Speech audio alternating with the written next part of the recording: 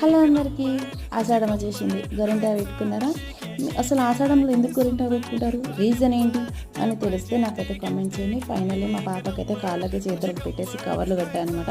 మా పాప చూసి ఏడ్చి దడుచుకుందనమాట. పాప నిద్రలో లేచి ఇంకా పాపకైతే పెట్టేసి నేను కూడా పెట్టేసుకున్నాను అనమాట.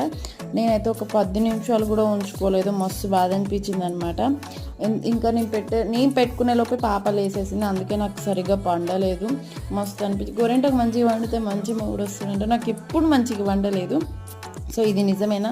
మా పాప మా మమ్మీ చూడండి ఎలా పడుకున్నారు. నిజంగా వాళ్ళకి కామెడీ అనిపించింది కదా. నాకు తెలిసినంత వరకు ఆషాఢంలో గోరింటాకు ఎందుకు పెట్టుకుంటారు అంటే, ఇది వర్షాకాలం కాబట్టి గోరింటాకు పెట్టుకోవడం వల్ల కాళ్ళు చెడడం కానీ, కాళ్ళు పగుళ్ళు కానీ, ఇంకా గోరింటాకు మన బాడీలో హీట్ అనేది తీసేసింది కదా. సో నేను అందుకే అనుకుంటున్నా. మీకు ఎవరికైనా ఇంకేమైనా తెలిస్తే కామెంట్ చేయండి.